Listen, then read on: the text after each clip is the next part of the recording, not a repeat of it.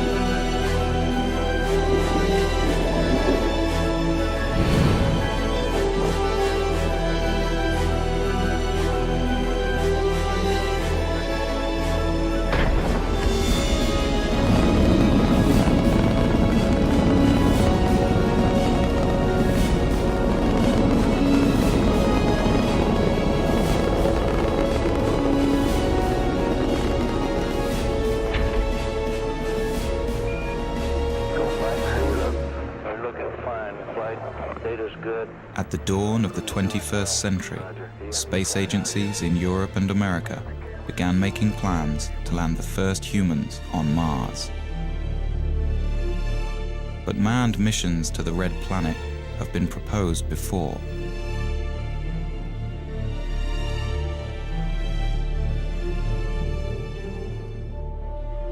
For some, Mars holds the answers to mankind's future in space.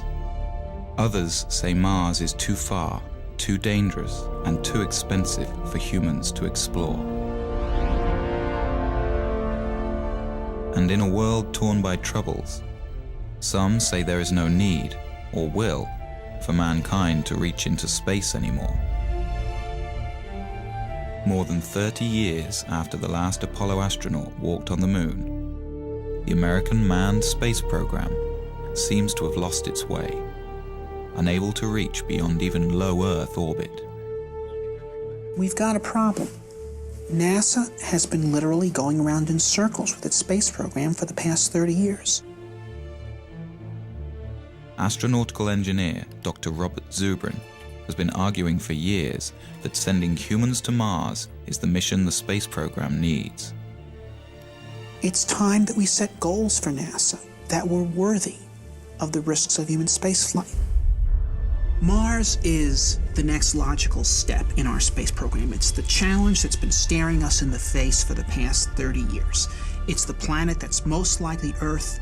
It's the planet that has on it the resources needed to support life and therefore someday technological civilization. It's the planet that will provide us with the answer as to whether life is prevalent in the universe or exclusive to the Earth. And it's the planet that will give us the critical test as to whether humanity can break out of the planet of our birth and become a spacefaring species. In the early 1990s, Zubrin was the head of the Mars Direct program at Martin Marietta Astronautics. His team developed a mission to Mars that could be done at a fraction of NASA's projected costs. Using only existing technology, Zubrin argues that the first steps on Martian soil could be made within 10 years. There is absolutely nothing in this that is beyond our technology. We are not ready to send humans to Mars right now. We don't know how to keep them alive. There are people out there who say we can go to Mars tomorrow. One of my requirements, one of NASA's requirements, is that if we send humans to Mars, we bring them back alive. For the past 15 years, Zubrin and his colleagues have waged a campaign to convince society and the political class that humans on Mars should be the goal for NASA now. This is the story of our cold neighboring planet and the debate over whether man's fate is tied to the red world. It's the story of an engineer's journey and the battle of ideas over which direction in space will truly benefit mankind. We're at a crossroads today. We either muster the courage to go or we risk the possibility of stagnation and decay. The victor in this debate could determine the fate of mankind. Will we become a spacefaring species? Will we live on more than one planet?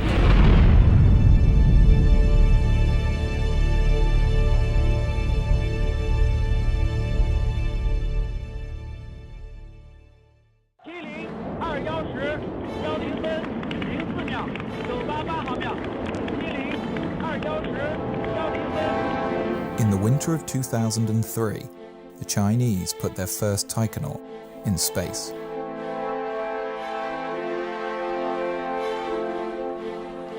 The Chinese Space Administration plans to begin a manned program of moon exploration by 2017.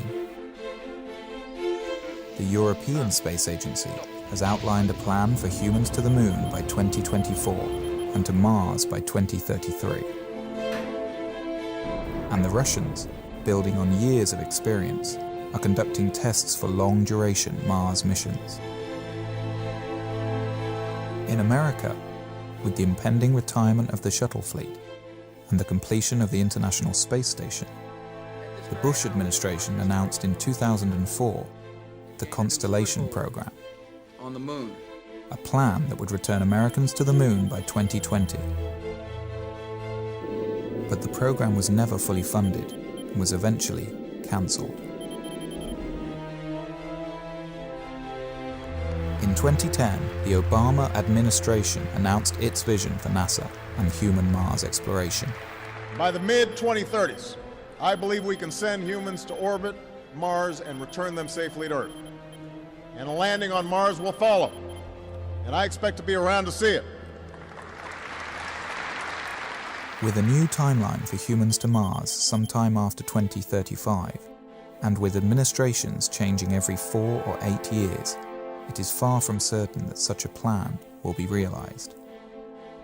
20 years earlier, the first President Bush also proposed a long-term human exploration program, under great fanfare.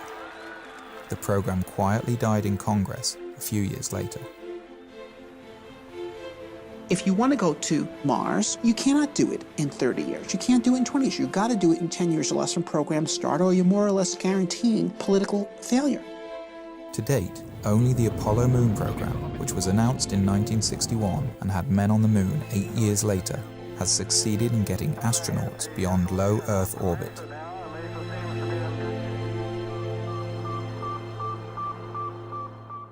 I was 5 when Sputnik flew.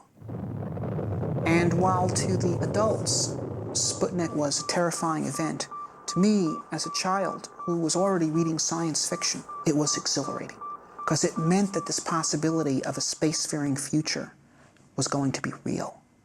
And I was 9 when Kennedy gave his speech committing us to the moon. To go to the moon in this decade and do the other things, not because they are easy, but because they are hard. I grew up during the 60s when it was Mercury, it was Gemini, it was Apollo. Every month, NASA was doing something more impressive than in the month before. We were going to be on the moon by 1970, Mars by 1980, Saturn by 1990, Alpha Centauri by the year 2000. We were moving out, and I wanted to be part of that. And so I got myself a scientific education.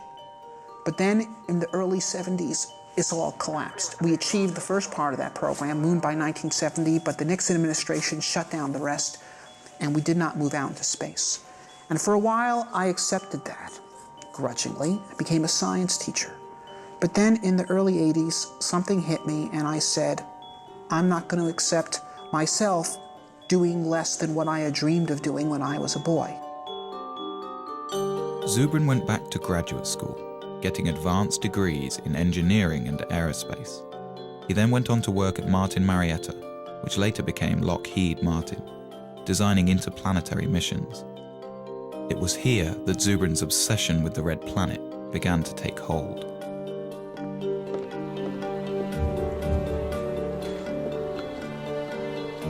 While at Martin in the 1990s, Zubrin and his colleagues developed a plan for sending humans to Mars that changed NASA's thinking on the issue. But the plan has languished on the drawing boards ever since.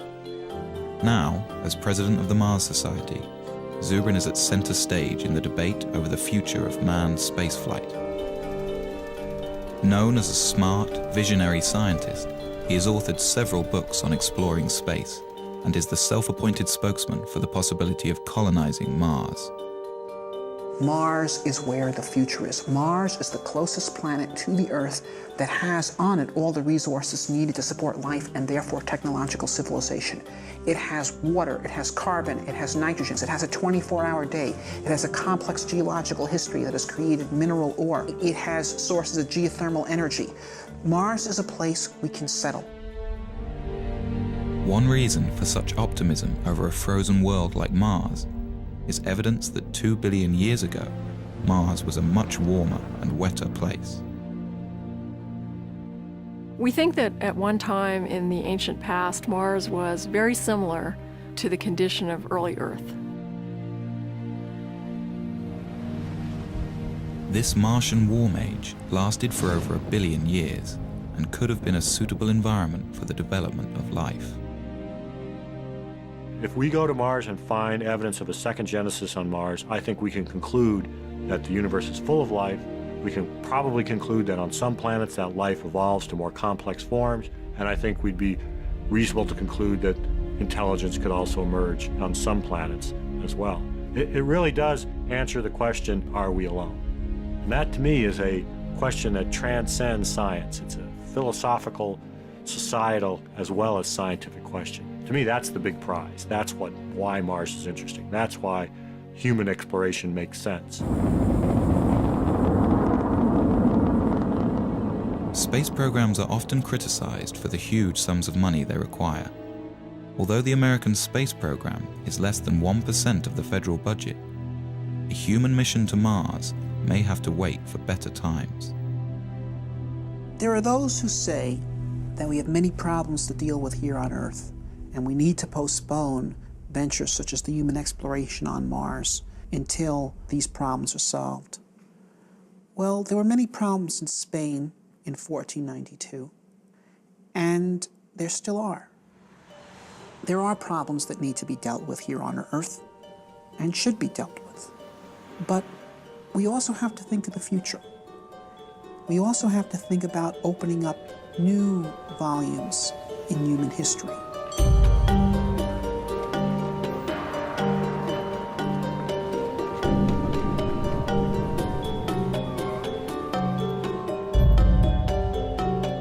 I believe that it's essential for a positive human future that humanity expand into space.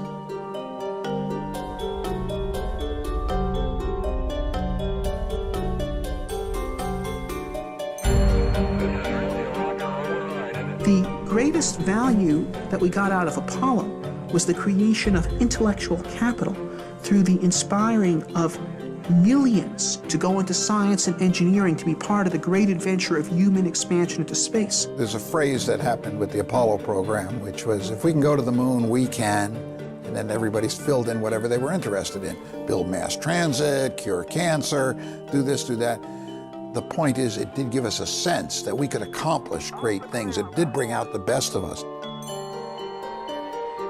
We excited a generation of engineers and scientists. The generation that built the computers and cell phones and all the technology everybody uses today and takes for granted. If we set humans to Mars as our goal, we'll get millions of new scientists that will create new inventions, new industries. This is the enormous payback, and we can get it if we set the kind of challenge that will inspire the youth. To Zubrin, civilizations, like people, thrive on challenge and decay without it. We have everything we have today because of our predecessors who had the courage to leave the world of the known and go out into the wilderness and build new cities. And if we stop being people like that, then we will hand down much less to our posterity than our ancestors handed down to us. So there's the choice in life. One either grows or one decays. Grow or die. I think we should grow.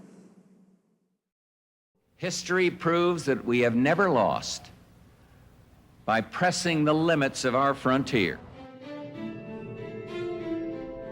In the summer of 1989, the first President Bush announced the Space Exploration Initiative, directing NASA to draw up long-term plans to get humans back to the moon and begin developing a program of manned Mars exploration. At Martin Marietta, Zubrin and his colleagues looked forward to moving NASA's space program outwards after 2 decades in low Earth orbit. Of course, we were very excited when Bush made his call saying that he was making a national commitment to implement such a program. NASA assembled a large team to take on the space initiative. In 90 days, the team developed a 30-year plan that required an enormous buildup of space infrastructure.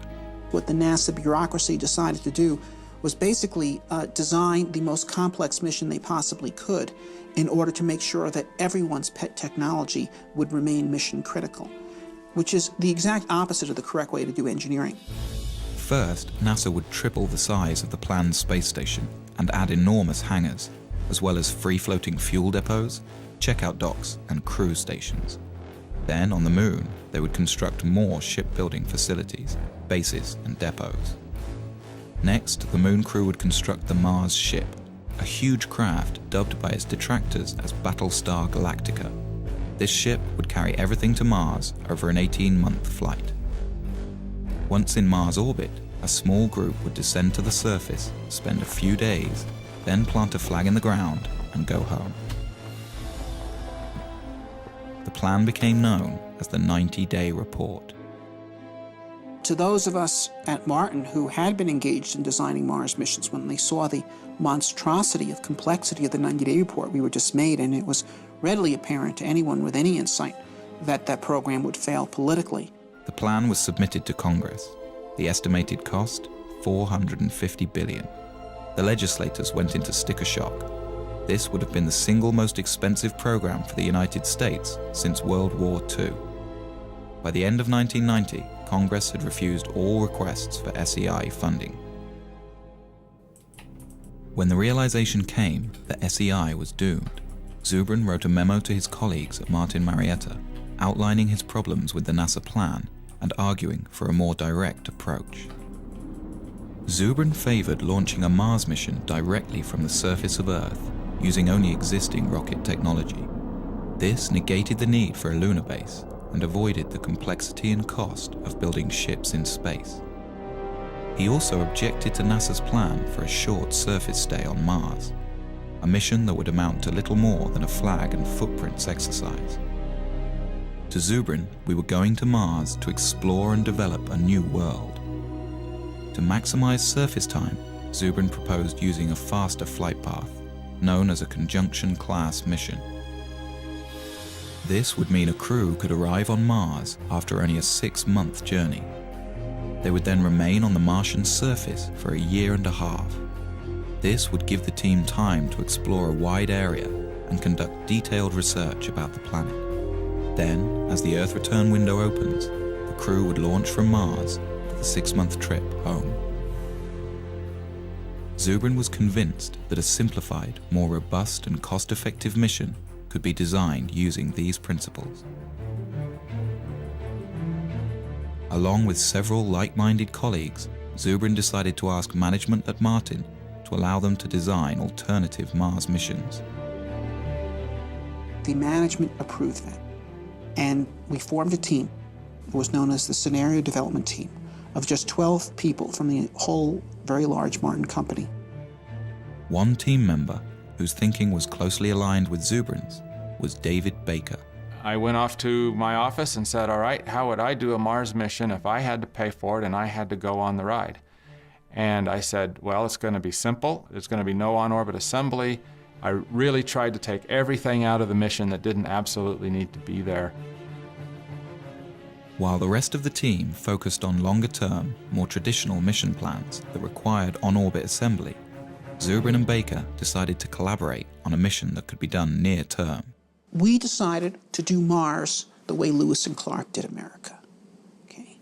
Use local resources, travel light, live off the land. Zubrin and Baker were convinced that a Mars mission could be launched directly from the ground. The other team members felt this was impossible, that the weight of the rocket fuel required for a round trip to Mars was so enormous it would render the launch ship impossibly heavy. To solve this problem, Zubrin was exploring a radical idea that had been kicked around the aerospace industry since the 1970s. The idea was to produce a methane-oxygen rocket fuel directly from the Martian atmosphere. It was a relatively simple and robust chemical engineering procedure that was done commonly in the 1800s, the era of the gaslight. If the idea worked, astronauts could land a relatively light ship with empty tanks. They wouldn't have to ship all the fuel with them for their return trip. This would radically lower their size and weight. The only problem was methane-oxygen fuel requires a hydrogen component. Hydrogen exists on Mars in the form of H2O, but water may be difficult or impossible to extract from the Martian environment. Really, the hydrogen was only 5% of the total weight of the methane-oxygen propellant being manufactured. So if you just say, okay, we won't be pure, we won't get all of the propellant from Mars, we'll just get 95% of the propellant from Mars. The other 5%, the hydrogen, we'll just bring from Earth. Another fundamental resource that could be extracted from the Martian environment is oxygen. A second processing unit could separate oxygen molecules from the thin carbon dioxide atmosphere, providing breathable air for a Mars crew. If used intelligently, the same resources that make Mars interesting are precisely what could make it attainable. Baker and Zubrin had greatly reduced their mission mass, but they still found their ship was too heavy and would require 2 launches and assembly in space. Then Zubrin hit on an idea. Well, one of the key events of the Mars Direct development was one morning Bob burst in my office and said, "I've got it." The idea that I finally hit on in 1989 was that we would split the mission up into 2 parts, and we'd send the return vehicle out first with its own return propellant plant. So the propellant would be made on Mars before the first astronauts ever left Earth. With 2 separate direct-to-Mars launches, a human crew would have a fully fueled ship waiting for them on the surface of Mars before they ever left Earth. So Zubrin and Baker had come up with a plan that seemed to accomplish all of their goals. It was relatively inexpensive, development time was short, they could use existing technology, and it allowed for a long stay on the Martian surface. They dubbed their idea Mars Direct. SSC disconnect enable on. 35. Let guys go. Hydraulics go. Aboard an Ares rocket is the Earth Return Vehicle, or ERV. No one is aboard this ship. It will pave the way for the astronauts who, years later, will use the ERV to return to Earth. 1. And liftoff.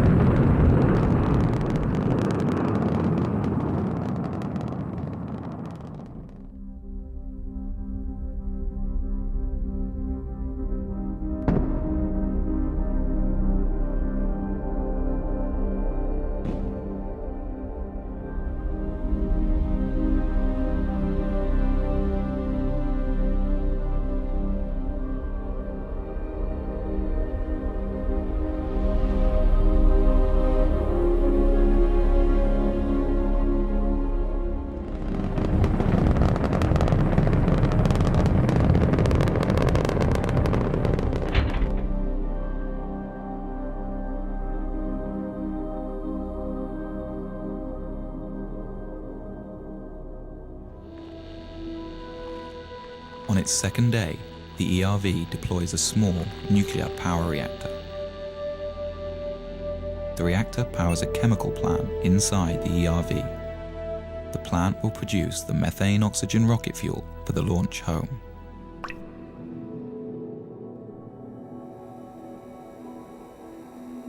Nearby, a second robotic rover is guided to a pre-picked landing site for the human crew. It places a radar transponder to help guide the astronauts in. The long journey to land a human being on Mars begins. 3, 2, 1, engine start.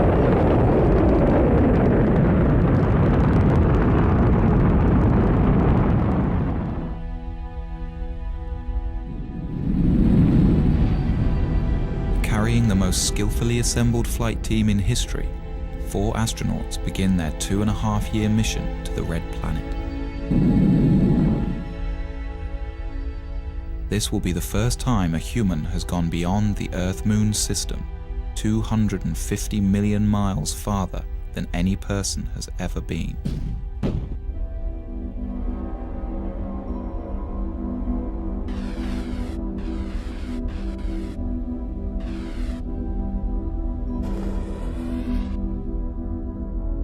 To counter the health problems of zero gravity and to fully acclimate the astronauts to Mars, the ship will deploy a weighted tether attached to the last stage of the spent rocket booster.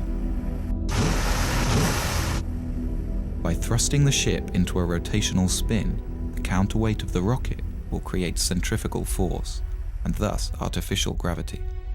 The crew will be able to live with their feet planted firmly on the floor during their 6-month transit.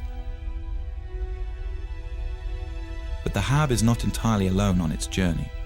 Just ahead of it is a second ERV, identical to the first. Launched just a few weeks prior to the HAB, it will prepare the way for a second human crew that will follow 2 years later. It can also function as a backup for the first mission if anything should go wrong.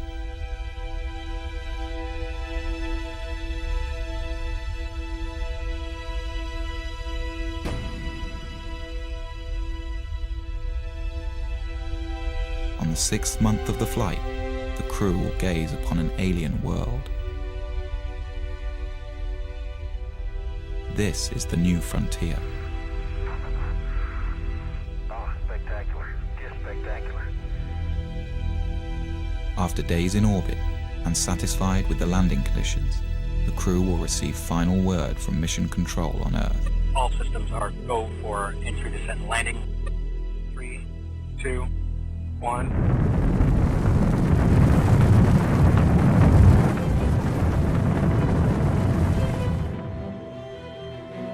It will be a tense 40 minutes before people back on Earth get the signal from Mars and know if everything has gone well.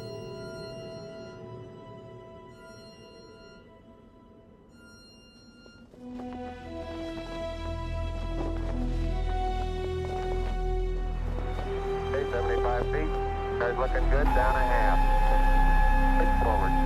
60 seconds. Lights on. Forward. Forward. 40 feet down, 2.5. Big shadow. 4 forward, drift into the right a little. 30 seconds forward. Contact light. Okay, engine stop. We're seeing it on the LTP. We're on Mars, everybody.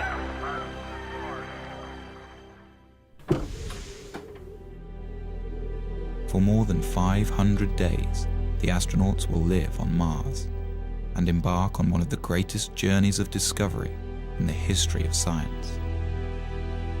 Will they find life? Or the fossilized remains of past life?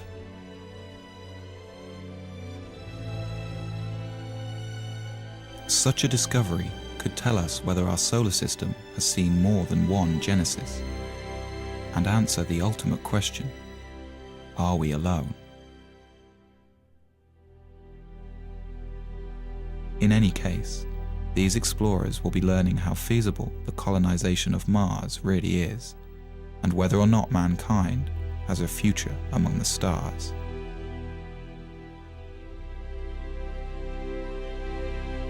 Then, when the time comes and the window for Earth return opens, the crew will climb into their Earth return vehicle and head home.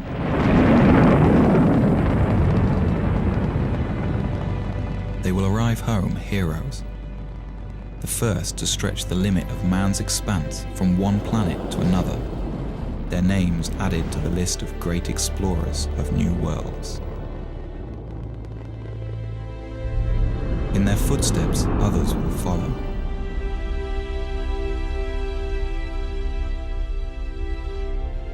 What began as a trickle is free to rise into a deluge of humankind, sweeping over a once barren land and transforming it into a viable new world.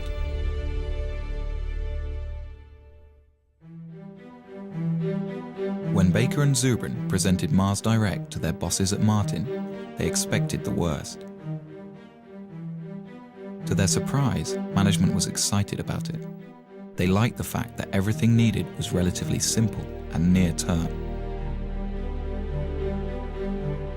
As time went on, Martin Marietta embraced Mars Direct as their creation and put Bob and I on an airplane to several NASA centers to present Mars Direct and try to build some momentum for it. Baker and Zubrin flew to the Marshall Space Flight Center in Huntsville, Alabama. This had been one of the original design hubs for the Apollo moon landings, but recently many of the engineers had become demoralized by the failure of NASA's SEI program. Tag team style, Baker and Zubrin presented their alternative mission architecture. The response was thrilling. The old-school Apollo crowd embraced it. This was a plan that actually made sense and was within reach. Baker and I gave a number of briefings. The first was at the Marshall Space Flight Center. Next was at Johnson. These people were incredibly excited. Over the next few weeks, Zubrin and Baker were flown around the country, pitching to all branches of NASA. And everywhere they went, the response was electric. The plan was standing up to scrutiny, and groups all over NASA were converting to Mars Direct. Their tour culminated in a public presentation to the National Space Society. The crowd gave the two aerospace engineers a standing ovation.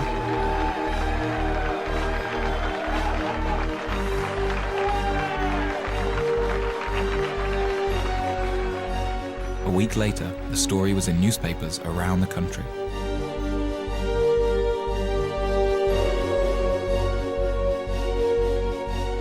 But a counterattack was beginning to form within NASA. The space station teams and many in the advanced propulsion groups were against the idea.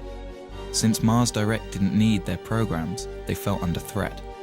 As quickly as doors opened for Zubrin and Baker, they began to close.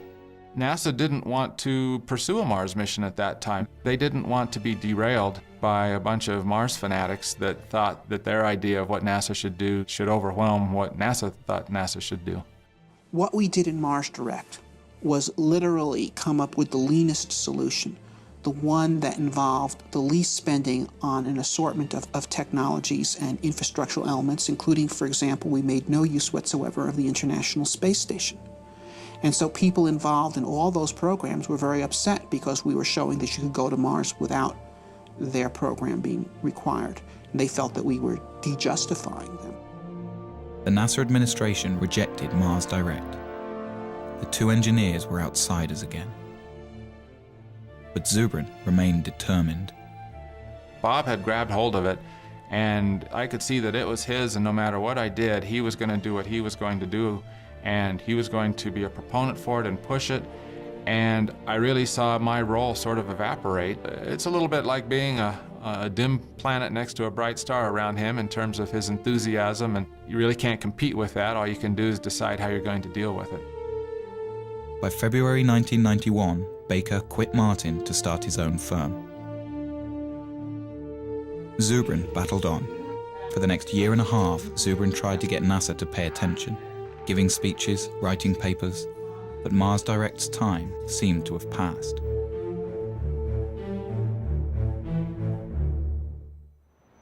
But then in 1992, a new administration came into power at NASA, and Zubrin saw a second chance. I was invited to brief Mike Griffin, who was the Associate Administrator for Space Exploration in charge of the whole Space Exploration Initiative. He immediately became a very strong supporter of Mars Direct. But before the engineers at NASA would take another look at Mars Direct, they wanted Zubrin to prove that producing rocket fuel on Mars could work. They gave Martin Marietta a small budget to do an experiment. Zubrin and his team built a machine called the In Situ Propellant Plant. It could take carbon dioxide, the dominant gas in the Martian atmosphere, combine it with a little hydrogen, and produce a methane-oxygen fuel. We did it in 3 months with a very small team. We built a plant that was 94% efficient, and no one who actually participated in that effort was actually a real chemical engineer. They were all aerospace engineers, like me, who were simply dabbling in chemistry in order to prove to NASA that 19th century chemical engineering really worked. With the experiment a success, the administration had Zubrin give detailed briefings of the mission plan to the engineers at the Johnson Space Center. They liked it, but had some problems. Dave Weaver was the lead mission architect. There were a number of things that we were concerned about with Bob Zubrin's mission. First of all, we thought his estimates of mass were probably too optimistic. Didn't have sufficient margins for a variety of things, not the least of which would be things like provisions for the crew, the amount of water that would be required. We thought his ascent vehicle was very large, which meant his power requirements, his propellant requirements were much larger than needed to be. His trip times out were too long, and that for very little effort you could get them shorter. The other problem was the size of his crew. He had a 4-person crew. I think virtually every study that's been done says that a 4-person crew for a 3-year type of mission is probably not realistic. Weaver took Zubrin into his office, and the two men worked out compromise mission architecture. First, Weaver wanted 3 launches for every mission instead of 2. The first year, 3 ships would launch: a MAV, Mars Ascent Vehicle, an unoccupied HAB, and an ERV, Earth Return Vehicle. The HAB and MAV would land on the surface and begin producing fuel for the return flight and air for the crew. These craft would spend 2 solitary years on Mars, allowing NASA to test all of the systems before sending a human crew. Then, in the 3rd year, 3 more ships would launch, this time with the HAB occupied by astronauts. The other 2 ships are for a future mission, unless needed as a backup for this crew. Once on Mars, the team could also utilize the first HAB. Then, after a 1.5-year stay, the crew would climb aboard their small capsule and rendezvous with the return ship. This ship would carry them back home in a roomier environment than Zubrin's ERV. Zubrin called the plan Mars Semi-Direct. NASA called it the Design Reference Mission. They had a larger crew than we had. They had bigger ships. They had more equipment. They had heavier equipment. So they had to do the mission in 3 launches instead of 2, but it was done with the same principles of Mars Direct. The plan was subjected to the same cost analysis that tagged the 90-day report with a $450 billion price tag. The Design Reference Mission came back at a fraction of the cost, $55 billion. Spread out over 10 years, it could be done within NASA's existing budget. The plan made the cover of Newsweek. Here was a mission architecture that was affordable and could be done today with existing technology. But NASA's astronauts have not left low Earth orbit since.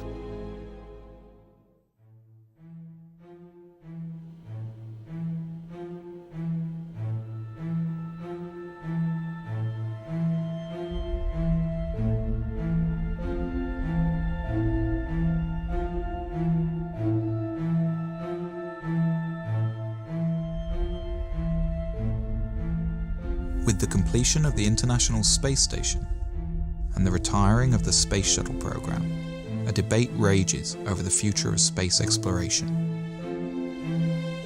Should NASA continue to focus on low Earth orbit, developing technologies for the future? Or should NASA have a goal, like it did in the 1960s with Apollo? The way we got to the moon was by a presidential imperative that demanded that NASA get to the moon within a decade. So NASA was forced to sit down, design a plan for how to do that, and then fly the mission. Since that time, without the presence of a driving imperative, we engage in basically a random set of constituency-driven programs which are justified ad hoc afterwards by the argument that they could prove useful at some time in the future when you actually have a plan to go somewhere. I think NASA has focused on a steady process where the government can't just pull the plug on their funding. I think the Apollo cancellation was very traumatic for NASA, and it really transformed NASA from what it was in the 60s to more of what it is now. If you have a singular program like going to Mars, then it is very vulnerable to having its funding pulled. NASA must be destination-driven. It is the only thing that allows the agency to be productive. NASA was 100 times more productive when it was destination-driven than in the period that it has not been. And we have stagnated in NASA since 1973. 30 years, more than a generation, has been wasted.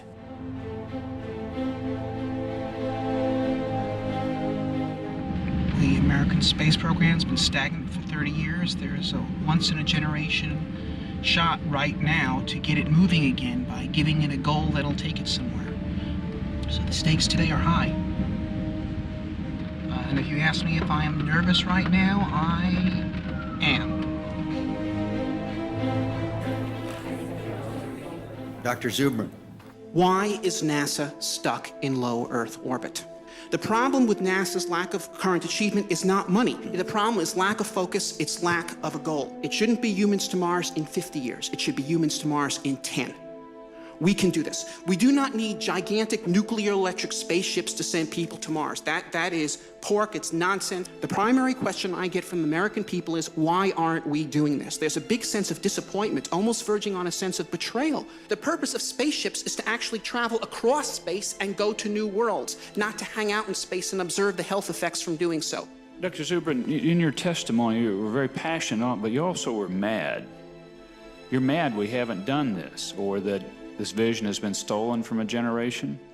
I guess you could say that. It's like Columbus coming back from the New World and Ferdinand and Isabella saying, so what, forget it, burn the ships. Okay, you know, that's what has happened in this country.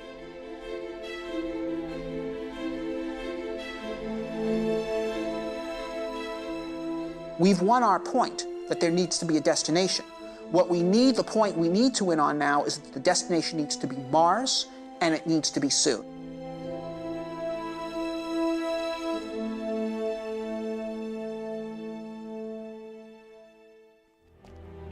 The movement to send humans to Mars in the near term began at the University of Colorado in 1978. A graduate student in astrogeophysics named Chris McKay gave a small seminar on the possibility of introducing life to Mars.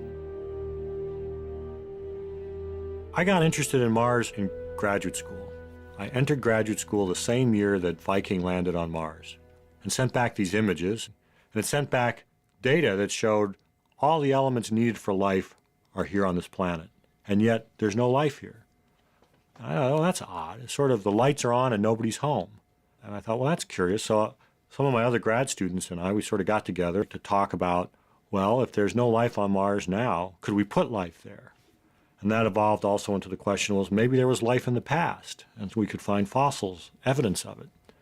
Well, how would you do that? Well, you do that by sending people there. Together with fellow graduate students, the group decided to put together a small conference to discuss the matter of human Mars exploration.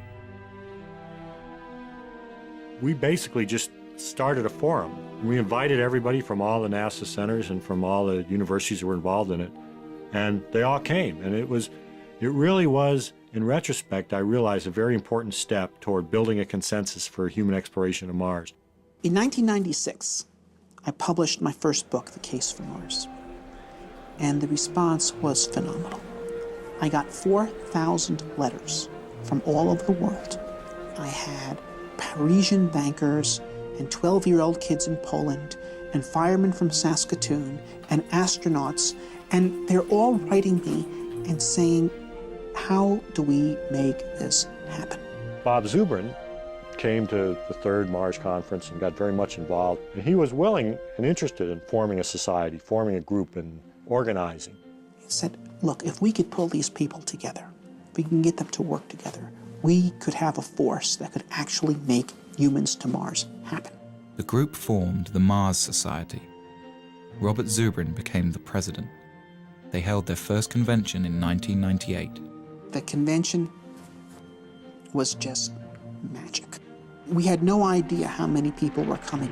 They were there not just from the United States and Canada and Europe. They were there from Israel. They were there from Mozambique. They were there from New Zealand. It was astonishing.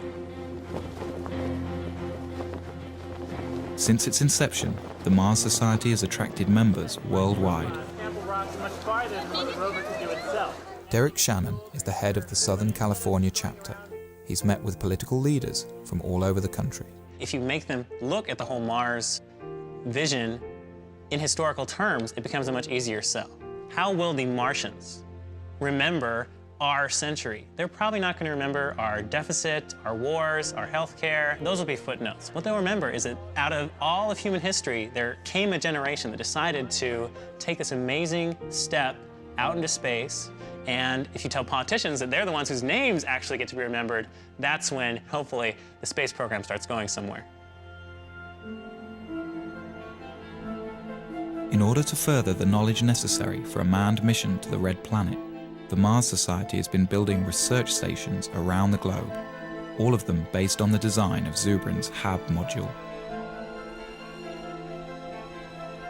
Most recently, the Society set up a desert research station in Utah. Here, international researchers and aerospace students come to do experiments under the harsh desert conditions and learn what's necessary to keep a Mars crew alive and productive. Basically, what we're doing here is undergoing analog studies. Crews of up to 6 people at a time come together to live in a full simulation environment for up to 14 days. So what that means is every time we go outside the HAB, people have to don spacesuits, they have to depressurize. When we go outside, they're called extravehicular activities. They can only be of a certain duration due to the air supply. We have to recycle all our water and basically have our own food as well.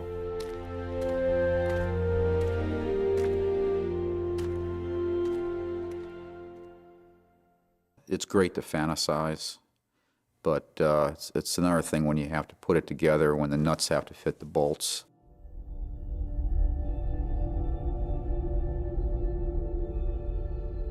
Like the Apollo missions to the Moon, sending human beings to Mars will mean putting people in harm's way. There are many dangers in outer space, and many things could go wrong. A serious equipment breakdown could doom the crew to their deaths. Some argue that the risk of failure is simply too high. You know, back in the days when medieval man was looking out from Europe and thinking about exploring the world was unknown, and map makers populated their maps with dragons. We've got the same thing today. There are people who are afraid to go out into space, and they've populated their maps of the solar system with dragons. You know, we've got cosmic radiation, we've got zero gravity, we've got back contamination. But these are dragons that we can take on.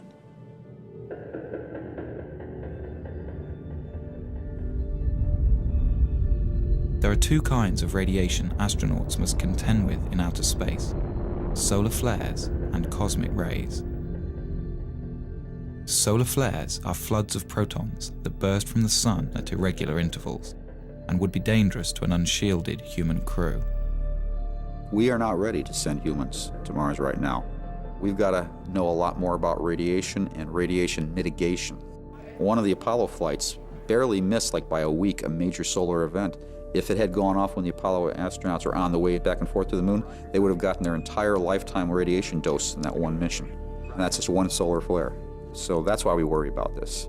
In the Mars Direct plan, Zubrin envisions a central, insulated core where a crew can retreat to while the radiation passes by.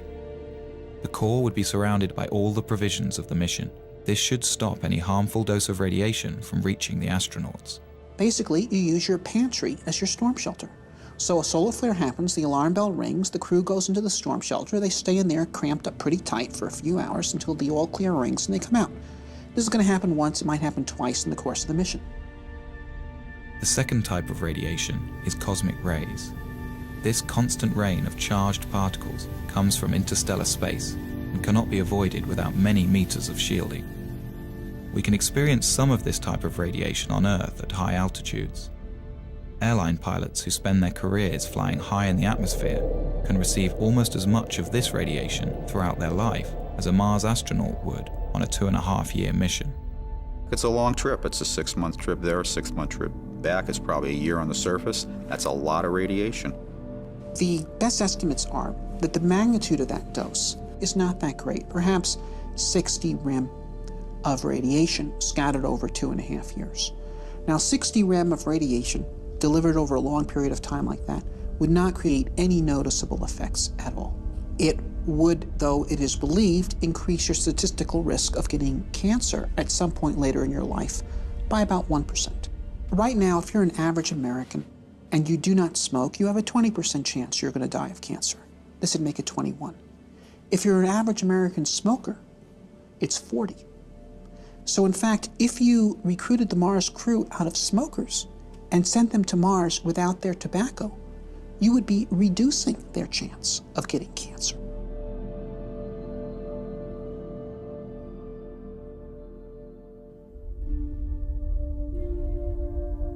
With the immense distance from Earth, never before experienced by a human being, with the constant dangers of outer space surrounding their small, life-sustaining craft, and with nowhere else to go, the psychological impact on a crew could be severe. Fear is real. I mean, it would be, to me, abnormal for a person to not feel the fear of getting on a rocket and launching into space and going to Mars. So I think fear is a very normal thing that all astronauts, in fact, are supposed to have. And I would be afraid to fly with someone who does not have fear.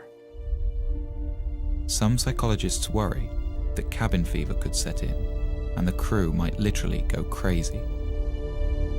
The human Mars mission is a more rigorous and difficult condition than most of us experience in daily life. But it is hardly a more difficult situation than many people have endured throughout human history. We could compare the Mars crew to the crew of 19th century or prior sailing vessels, many of whom were away from home for 3 years or more than 3 years, under conditions in which they're eating extremely bad food, without any medical knowledge to support their health, commanded by brutal officers. In every respect, the crew of a human Mars mission, with the full support of mission support and the whole world cheering for them and great rewards awaiting for them in life upon their return, is in a vastly superior condition.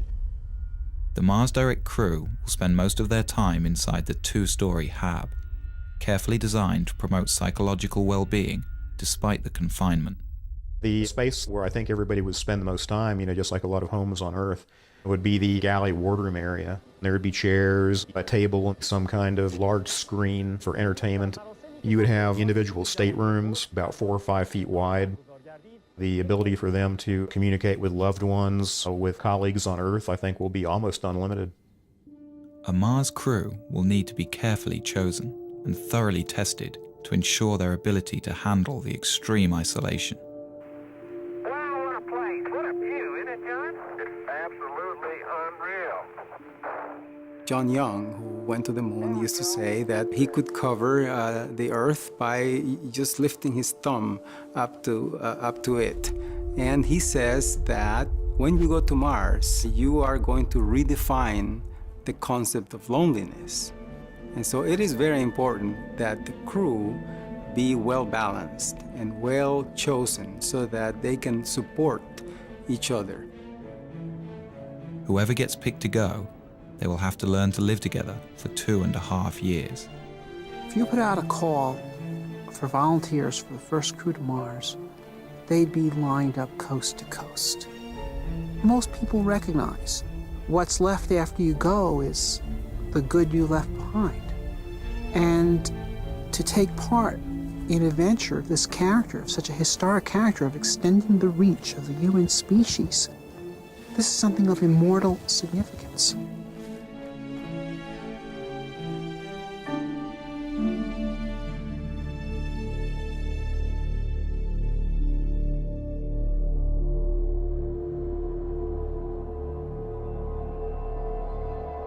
One of the most bogus threats associated with the Mars mission is the so-called back contamination issue, which is this notion that you go to Mars and discover these virulent disease organisms that you bring back to Earth and destroy all life on Earth. If we discover life on Mars, One fear is that our Earth biology will have no defense against possible Martian pathogens. Some argue that missions to Mars cannot be risked until we can prove Mars is free from harmful contaminants. This is completely nonsensical. There's natural transfer of material from Mars to Earth all the time. We get around 500 kilograms of unsterilized Martian rocks landing on Earth every year, and they have been doing so for the past 3-4 billion years. And so if there were Martian organisms that could contaminate the Earth, they've already done so. Although the prospect of Martian diseases seems remote, lawmakers have required that NASA create elaborate protocol to ensure that any extraterrestrial material stays contained. And like the Apollo astronauts, who spent 17 days in quarantine after their return from a sterile moon, a Mars crew will have to be thoroughly tested for any harmful Martian pathogens. The probability is infinitesimally tiny. But nevertheless, this is our home planet and it's extremely important and we have to protect it. The idea of a pathogen on Mars is clearly ridiculous because there is no megafauna or megaflora on Mars for pathogens to infect. So it is impossible to propose a credible life cycle for a Martian pathogen. The diseases that afflict us have been co-evolving with us and our ancestors and near relatives for the past 3 billion years, and they are specifically designed to live inside the habitat of the human body and to overcome its defenses, and they've been engaged in an arms race with the human defenses for those 3 billion years. This is why humans do not get diseases from distantly related species. For example, I don't know of any person who has ever contracted Dutch elm disease, and trees don't get colds.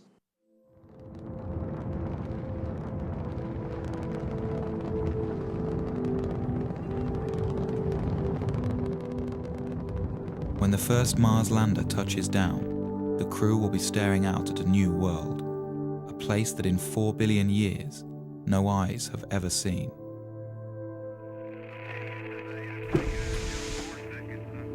The crew won't be alone.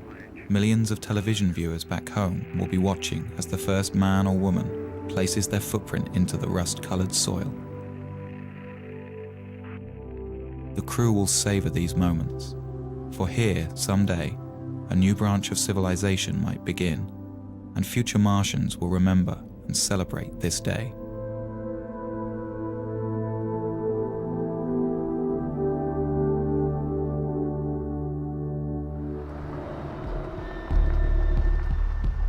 There is much for the crew to do and explore. One of their main mission objectives will be to search for signs of microscopic life. To do this, they will follow the ancient water flows. For on Earth, where there is water, there is life.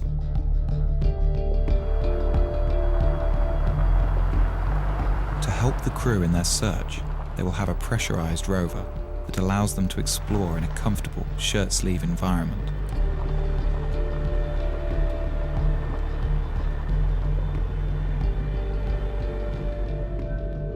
This means the crew can examine a vast area around the landing site during their 18-month stay.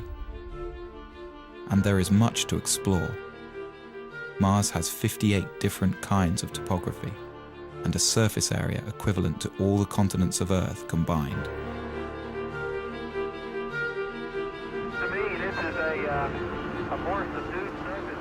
If these explorers can uncover the fossilized remnants of indigenous Martian life, they will redefine mankind's understanding of its place in the universe.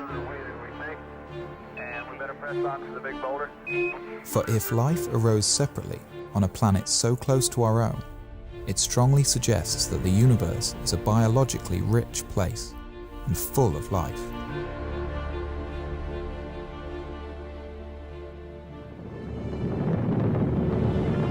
For some, the ultimate question of Mars, though, is will there be human settlements on the planet? Will Mars become a new branch of human civilization?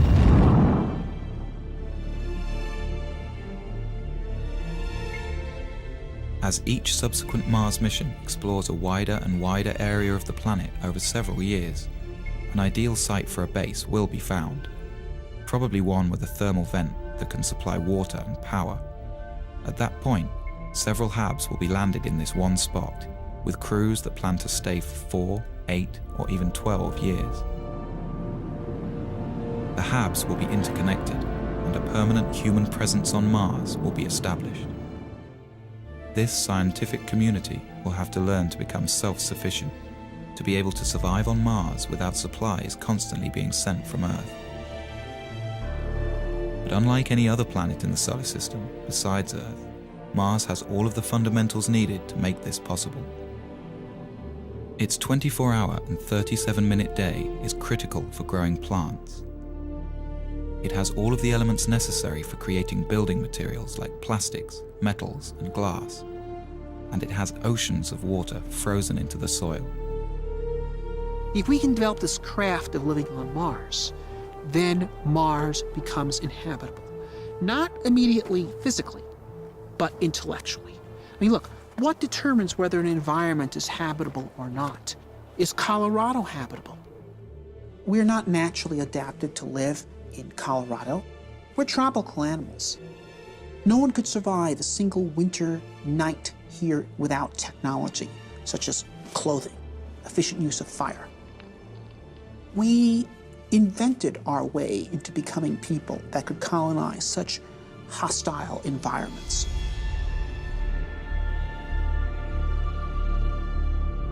Eventually, with a lot of ingenuity and invention, the scientists will learn to live off the land.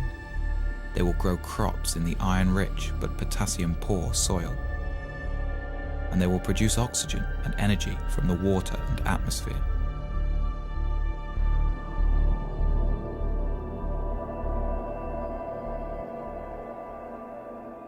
Sooner or later, children will be born, the first true Martians.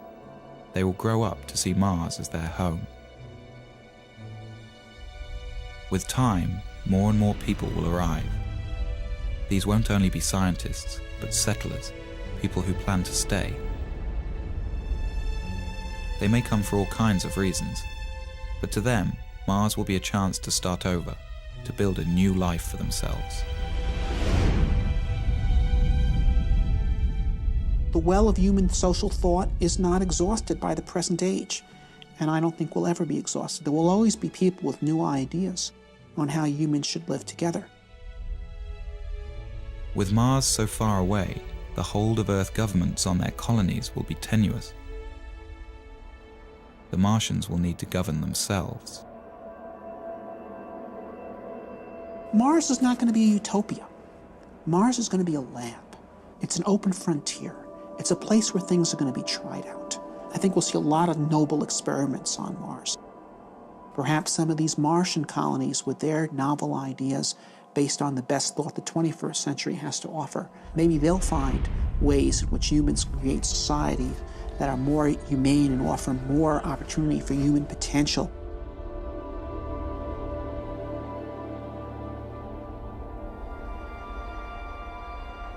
The ultimate dream of the Martians will be to terraform their planet, to make Mars as hospitable as Earth. This may not be as big a fantasy as it seems. Here we are on Earth, a world that's very sophisticated and developed and complete. And anything we do is just a subtraction. It's because we live in such a biologically rich planet. When we go to Mars, we have an opportunity that we don't have on Earth. Here's a planet that's died. Here's a world that's not full of biology, it probably doesn't have any at all. Well, there, we can actually do something to help. Once there are large human settlements on Mars that have significant industrial capability, we could actually start addressing ourselves to the question of transforming the Martian environment itself, terraforming Mars, as it's called, because Mars was once a warm and wet planet, and it could be made so again through human engineering efforts. With daytime temperatures in the Martian tropical zone averaging around 0 degrees centigrade, and with an atmosphere only 1% as thick as Earth's, exposure to these elements by a human without a spacesuit would be instantly fatal. The first step to terraforming Mars and bringing it back to life will be for the Martian colonists to warm up their planet. Well, we know how to warm up planets. We're doing it on Earth. by putting gases in the atmosphere. On Earth, it's not a good idea to warm up the planet. The temperature was just fine, thank you. We don't need it any warmer here. But in principle, if you could trap the sunlight reaching Mars today, every single photon that's hitting Mars would warm up in about 10 years. Well, obviously you can't trap every single photon that's hitting Mars, but you can trap about 10% of them with the greenhouse effect. So that would imply that Mars could warm up in about 100 years. Well, 100 years is a long time, but it's not astronomically long. One idea is to build small, automated factories that produce super greenhouse gases with no ozone-depleting side effects. Although these gases would be unwelcome on Earth, for the Martians they would be an efficient way to trap heat. Then within a few decades, we would raise Mars by more than 10 degrees centigrade. And if you did that, that would cause massive amounts of carbon dioxide that is currently absorbed into the Martian soil to start to outgas. Carbon dioxide is also a natural greenhouse gas. As it builds up in the atmosphere, more and more heat will be trapped, which will in turn cause more CO2 to outgas.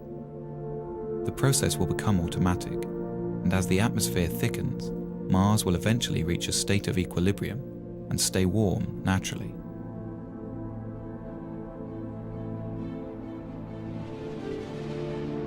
The rise in air pressure would mean that the human colonists could discard their pressure suits and walk around the surface of Mars carrying only a supply of oxygen.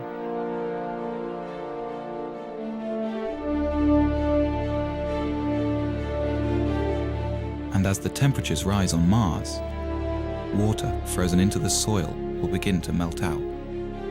And for the second time in its history, Mars would have liquid water on its surface. Dry Martian rivers will start to flow. Seas will rise, and there will be rain clouds in the skies.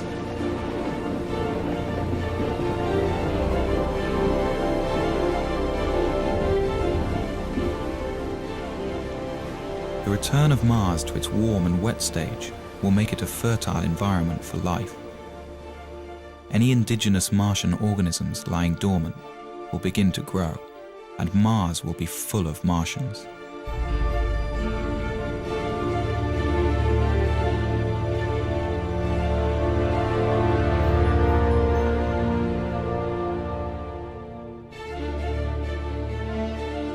If no native life emerges, or that life is all dead, then humans could begin addressing the idea of bringing life from Earth. At first, it would be simple organisms, perhaps genetically engineered, that would thrive in the Martian environment. Then more complex plants could be introduced. The plants would be right at home in the carbon dioxide atmosphere, and with no competition and a whole planet to cover, they could transform Mars into a green world.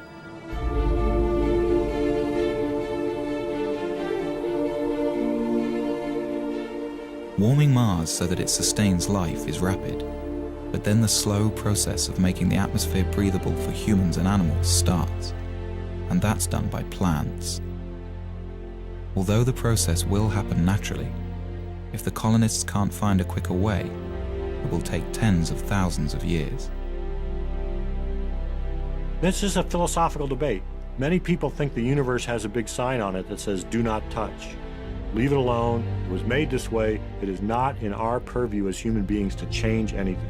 I can respect that view, although I disagree with it. I think the universe has a big sign on it that says, "Go forth and spread life." Because when I look around the universe, I think life is the most amazing thing we see. It is just incredible. And we human beings are uniquely positioned to help spread life from this little tiny planet, which it seems to have been started on, beyond. And that's our gift. Earth's gift to the universe, I think, is the gift of life.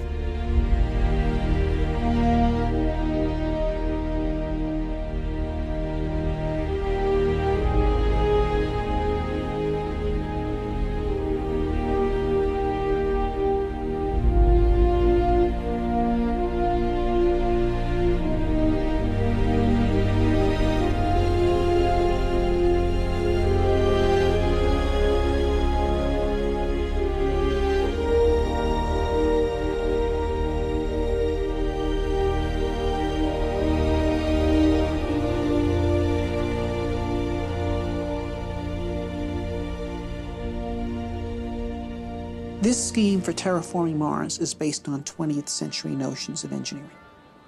I don't think it is how Mars will actually be terraformed. What you have here is a 20th century mind trying to address a 22nd century problem. And so I think Mars will be terraformed by the 23rd century, not by the 33rd, by the 23rd. Things that would seem utterly fantastical to us is how it will actually be done, but it'll be done. We're at a crossroads today. We either muster the courage to go or we risk the possibility of stagnation and decay. The exploration of the solar system and expanding of life through the rest of our solar system and someday beyond is the kind of thing that will keep our civilization going. We're explorers by nature. Eventually we will go to the stars. And the question is, when will we start? I think a man-Mars mission could happen within 15 years. Some days I'm very optimistic. I think we can do it in 10, maybe 15 years.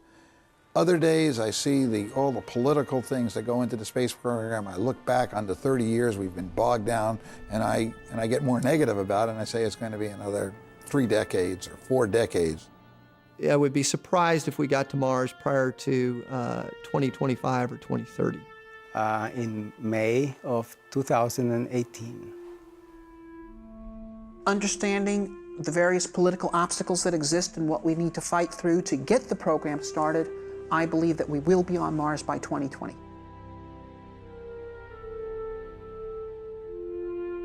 You have to believe in hope. You have to believe in the future.